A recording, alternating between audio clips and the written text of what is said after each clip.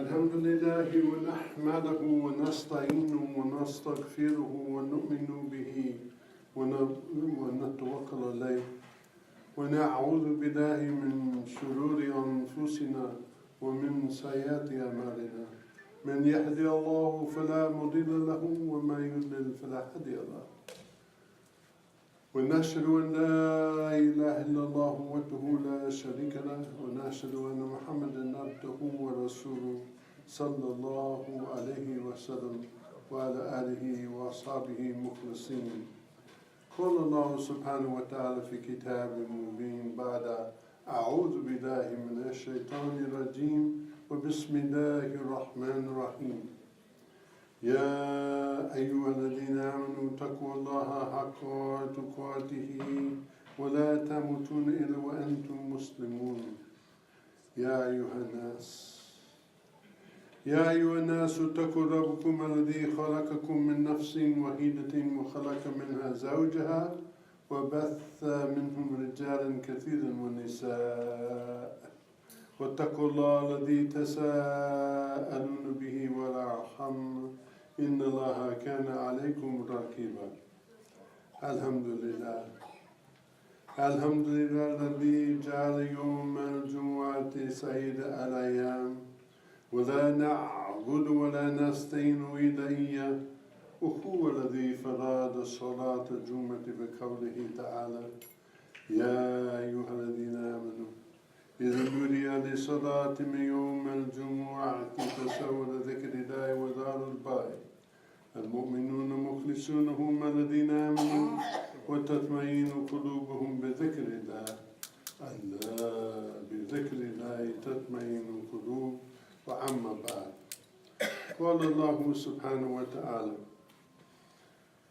بعد بسم الله الرحمن الرحيم أرأيت الذي يكذب بالدين فذلك الذي يدعو اليتيم ولا يحض على طعام المسكين فويل للمصلين الذين هم عن صلاتهم ساهون الذين هم يراءون ويمنعون الماعون. Allah says, do you see the one who denies this deen, the one who turns away the orphan, the one who does not encourage feeding the poor? Woe! Woe to those who pray and who are unmindful of their prayers, but want to be seen, but at the same time refuse small kindness. The Prophet Muhammad sallallahu alaihi wasallam said, Allah will say on the day of resurrection, yani Yawm al-Qiyamah, Ya, O son of Adam, I asked you for food, but you didn't feed me. The person will say, how can I feed you when you're the Lord of the worlds? And Allah will say, didn't you know that a servant of mine once asked you for food, but you didn't feed him?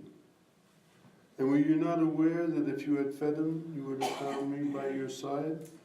This is in Sahih Muslim, Hadith 1172.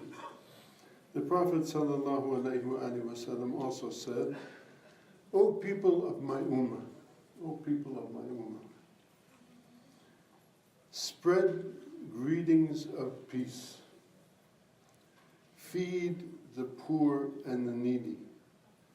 Behave kindly to your relative. Behave kindly to your relatives. Offer prayers when other people are sleeping, and thus enter paradise in peace. This is in Tirmidhi, Hadith number 269. So if you look at these things, what Allah is speaking and the Prophet sallallahu alaihi wasallam is speaking about, they're very simple.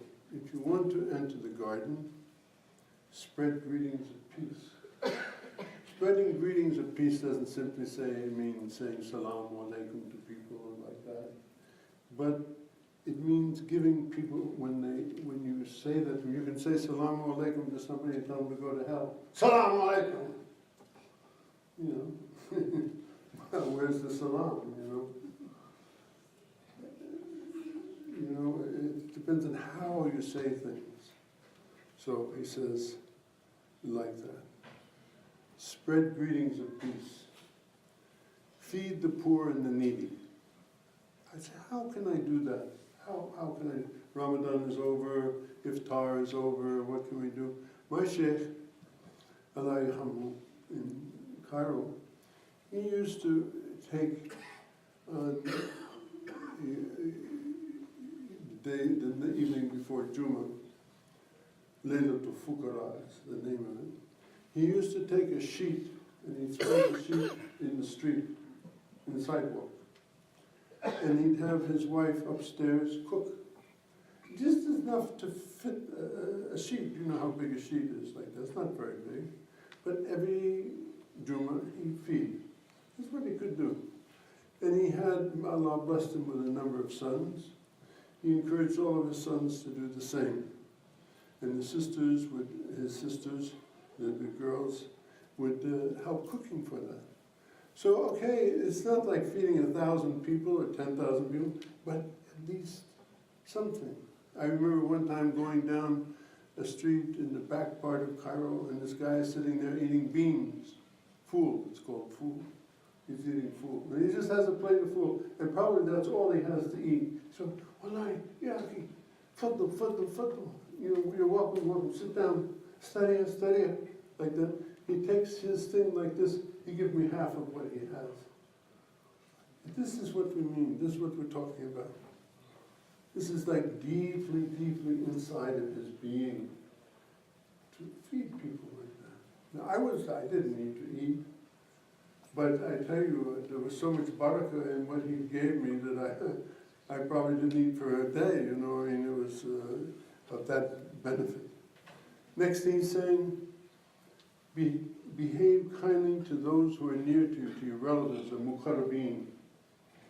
And then, a very interesting thing, the fourth thing he mentions, sallallahu alayhi wa sallam, offer your prayers when other people are asleep.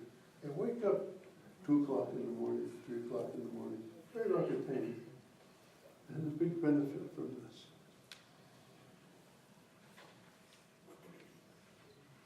Iman has at its basis taqwa, which is loving for our brothers and for our sisters what we love for ourselves. It is connected to the means of how you're going to enter the garden. We have discussed many times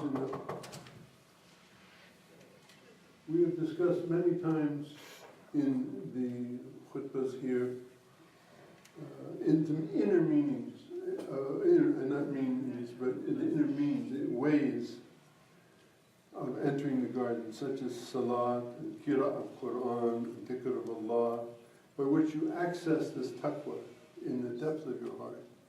But what are the outer forms of the taqwa? Allah says in Surah Qaf, the garden shall be brought near, not far. See, I'm trying to give you hope. I think the garden far away. No, the garden is near. For who? For the people who have taqwa. This is what you are promised. Allah is promising you this, the Jannah. من قال لا إله إلا الله دخل الجنة. من قال لا إله إلا الله دخل الجنة. Simple. You know, this is the key to the garden. La ilaha illallah.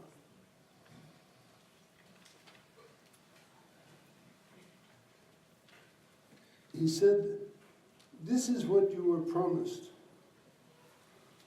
For every person who preserves the ahd, the contract between the servant and the served, who is in awe of Ar-Rahman, of the Merciful, in the unseen, and comes with a contrite heart, a polite heart, a heart that is not boastful and braggarty, and you know how big I am, and like that type of thing, but with a quiet heart.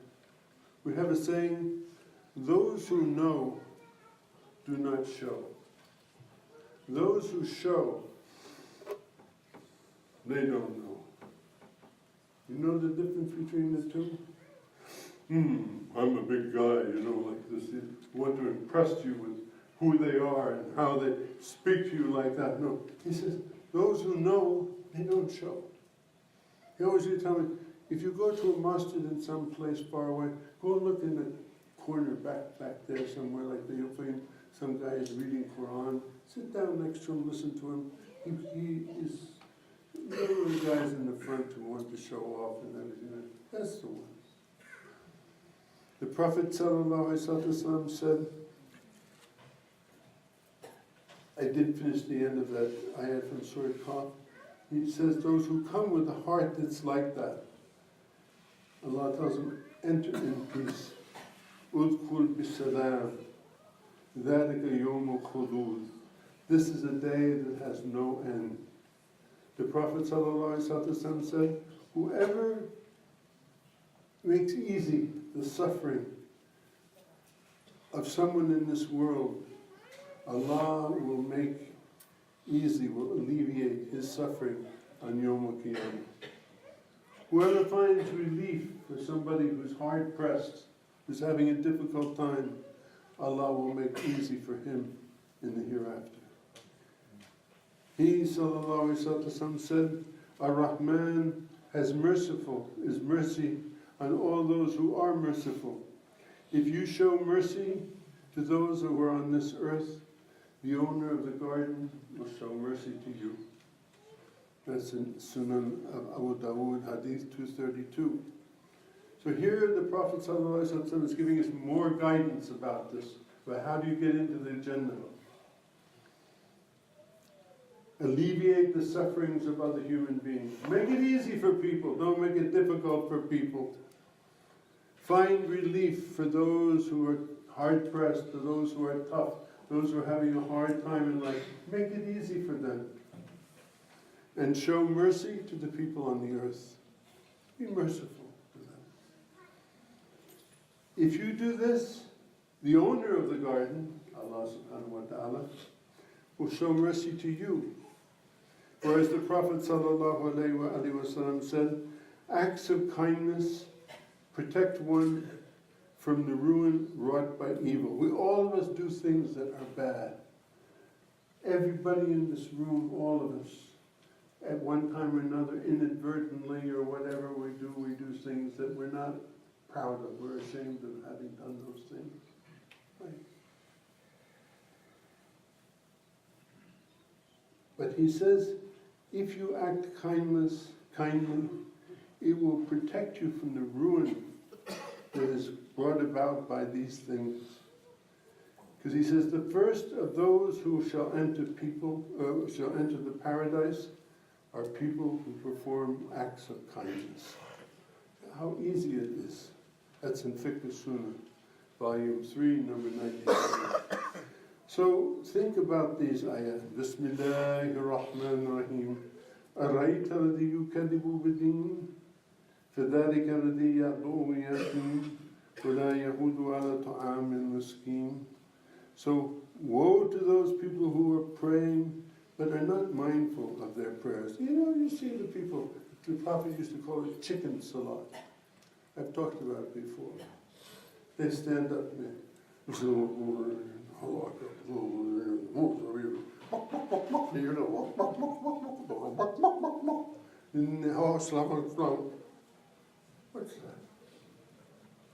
What's that? This is unmindfulness of your praying. You think, you got to remember to pick the kids up today after school. Did I pay my tax? Did I do this? Did I do that? They're not. They're not there. They look like they're there. Their hands are there. This is there. Their eyes are down. They go up and they go down, but they're not there. This is ghafla. You're not really there. So he says, woe to those people who pray. Yes, they're praying, but are unmindful of what they're doing. They don't really know that. Bismillah ar-Rahman ar-Rahim, alhamdulillah rabbil alamin, ar-Rahman ar-Rahim, maliki yawmiddin, iyyaka na'budu wa iyyaka nasta'in, ihdinas siratal mustaqim, siratal ladzina an'amta alaihim. What? How much did you take into that? Bismillah Ar-Rahman Ar-Rahim. What do you know about Ar-Rahman Ar-Rahim? Maliki Yawm Ad-Din. Oh, Iyaka na'budu wa iyaka nasta'in. Only you, you have to interiorize what you're saying. You have to bring it into your mind and into your heart, what you're saying. Don't just be like, as he called it, chicken salad. Walk, walk, walk, walk, walk, walk, like that. You pay attention to what you're doing. They want to be seen, he says, but they're unmindful of what they're doing. فَوَيْلٌ لِلْمُصَلِّينَ الَّذِينَ هُمْ عَنْ صَلَاتِهِمْ سَاهُونَ الَّذِينَ هُمْ يُرَاءُونَ وَيَمْنَعُونَ الْمَاعُونَ صَدَقَ اللَّهُ الْعَظِيمُ وَصَدَقَ الرَّسُولُ الْكَرِيمُ. If we want to follow the sunnah of the Prophet, it's not our beard, it's not our topi, it's not our clothes. Yes, that's all part of it, yes. But if you want to really follow the sunnah of the Prophet, sallallahu alaihi wasallam, you must always, or we must always, for all of us, it's for all of us, remember and keep in the front of our minds and our hearts that the root of all of this is found in the sayings of Allah. Many times I talk about this. وَمَا أَرْسَلْنَكَ إِلَّا رَحْمَةً لِلْعَالَمِينَ. We did not send you save as a mercy to all of creation. That's why Allah sent Muhammad sallallahu alaihi wasallam. He did many other things. He changed the entire world. Yes, he did. There's 1.7 billion Muslims in the world. Where did they come from? This was just some guy who was living in the back parts of Arabia, and he changed the entire world then and now. He changed it. But this is the thing that he talked about, Rahmatul lil Alameen. Why did we bother to send him? For mercy for the people.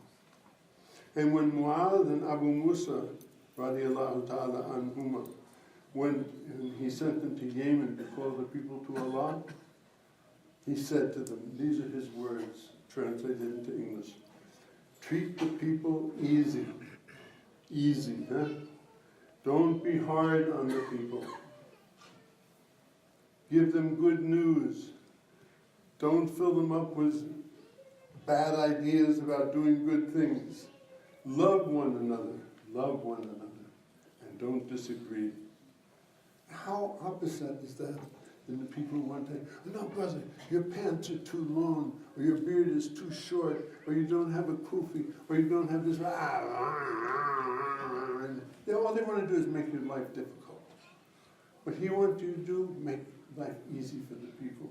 Because when you make life easy for the people, they feel good. And when they feel good, it's easy for them to find their way into it. This is what he's talking about.